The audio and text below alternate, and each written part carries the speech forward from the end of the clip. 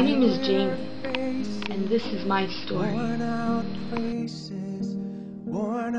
faces, bright and early for their daily races, going nowhere, going nowhere.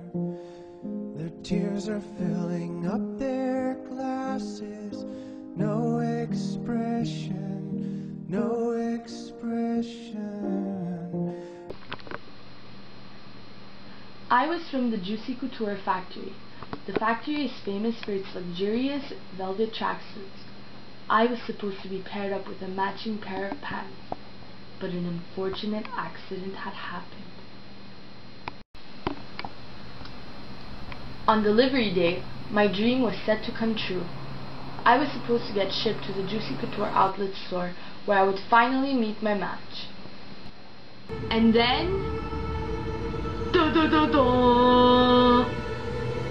something terrible happened. My zipper was missing. The machine that made me must have made a terrible mistake.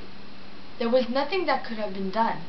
As this settled on me, I realized that all chances of my dream coming true had quickly vanished.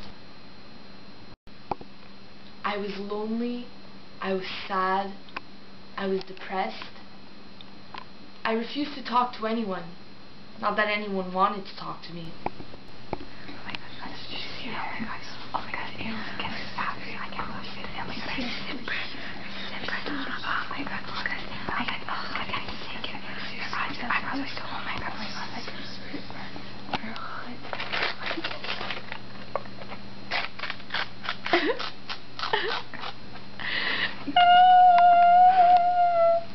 why do they hate me?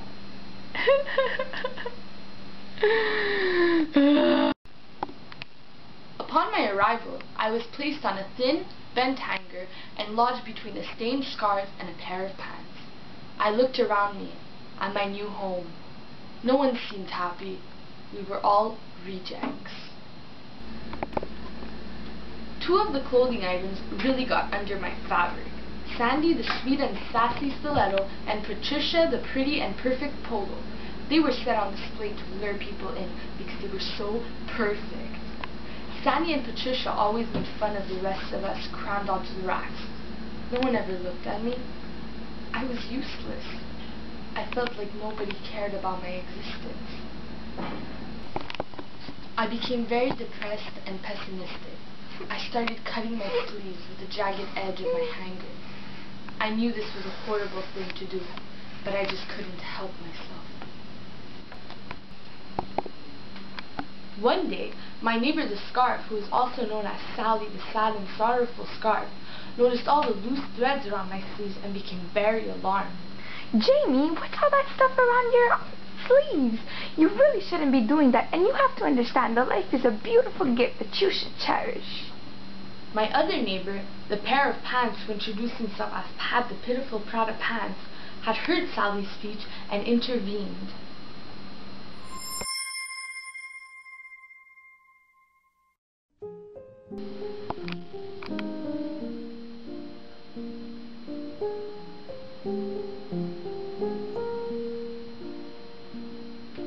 Hi, my name is Pat, and this is my story.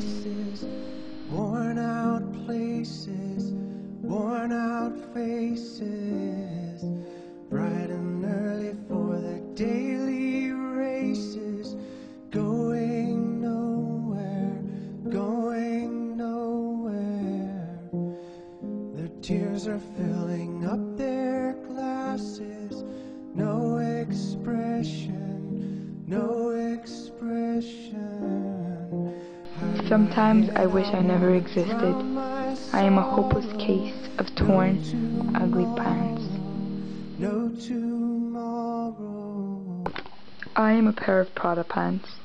I was once part of the limited collection of Prada, the brand name's new collection.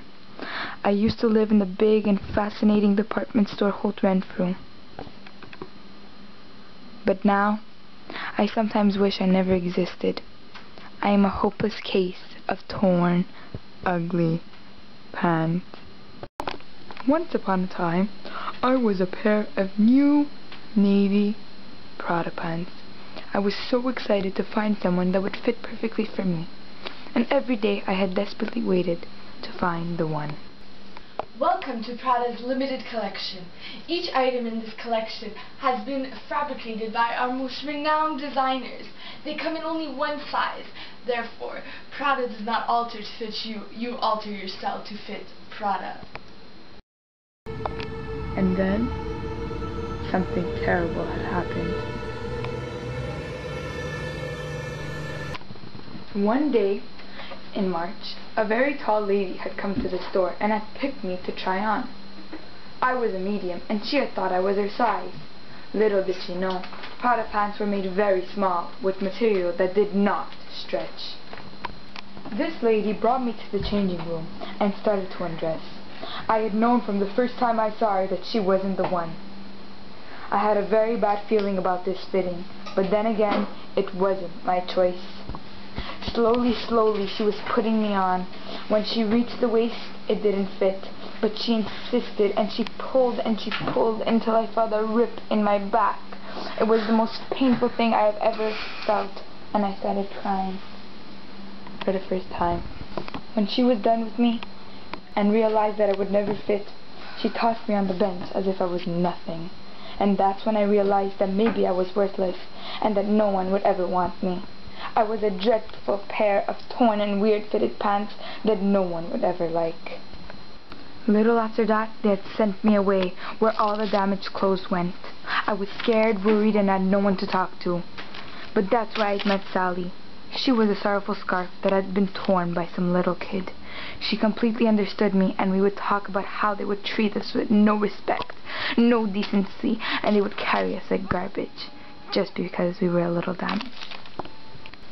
They had sent us away to a thrift store where everything was damaged and ruined.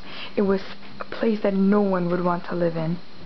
But me and Sally stuck together, and we fought through all the hard times, especially when Sandy the sassy stiletto would bully me to the core. Oh my god, everybody, did you see Pat and all of his rips? Ew. I see London, I see France, I see Paris. Scenes. Loser. At that point, I couldn't take myself anymore, so I had done something that I am ashamed of saying. Every night before going to bed, I would think about how useless I was to the world and how no one would make me feel happy because I was ruined. So I would choke myself with my strings until I wouldn't be able to breathe anymore, and then I would cry myself to sleep. I hated myself, and I wish I had never existed. After that, I choked myself several times. Sally knew what was going on, and she helped me stop myself and told me about how I was important to the world and how I would make someone happy someday. Please stop for me, Pat. You're a beautiful person, inside and out. A couple of days after that, I had heard Sally giving almost the same speech to Jamie about how she should stop committing suicide and how she is a beautiful person inside and out. And that's when I met Jamie, the juicy jacket. She was damaged, but not in my eyes. We had all become very close friends and held each other through the rough path that we have been going on. And we had begun to become really close friends, Jamie and I, until we fell in love. Every day when I used to be at the Prada store, I had always wished for the right person to come in and fit me just right. And even though I didn't find that person, I had found my soulmate, my match.